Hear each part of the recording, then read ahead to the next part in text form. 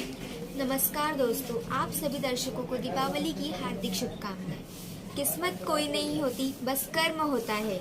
मैं Vaijanti डहाकी DG news के दर्शकों के लिए एक सच्ची कहानी के साथ।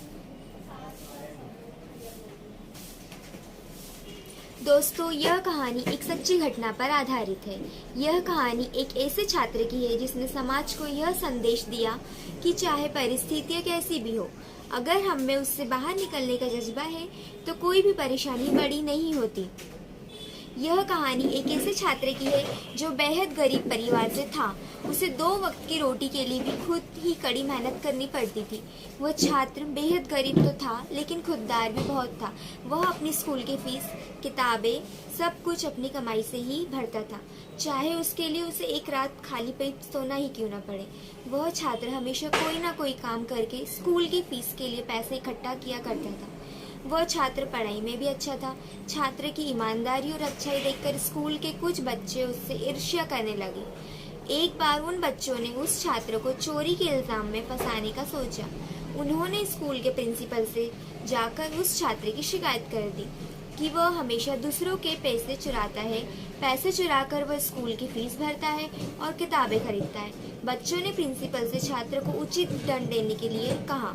प्रिंसिपल ने बच्चों से कहा कि वह इस बात की जांच करेंगे और दोषी पाए जाने पर उसे उचित दंड भी देंगे। प्रिंसिपल ने छात्र के बारे में पता लगवाया तो उन्हें मालूम पड़ा कि वह छात्र स्कूल के बाद खाली समय में माली के यहाँ सिंचाई का काम करता था है। उस काम से जो पैसे मिलते हैं वह उससे अपने स्कूल की फीस भरता है और किताबें खरीदता है। अगले दिन प्रिंसिपल ने उस बच्चे को सबके सामने बुलाया और उससे पूछा कि तुम्हें इतनी दिक्कत होती है तो तुम अपने स्कूल की फीस माफ क्यों नहीं करवाते।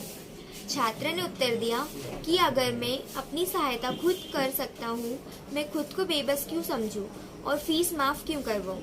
आखिर दूसरे बच्चों के माता पिता भी तो मेहनत करके ही फीस देते हैं, तो मैं भी मेहनत करके ही अपनी फीस जमा करता हूँ। इसमें गलत क्या है। वैसे भी आपने ही सिखाया है कि कर्म ही सबसे बड़ी पूजा है।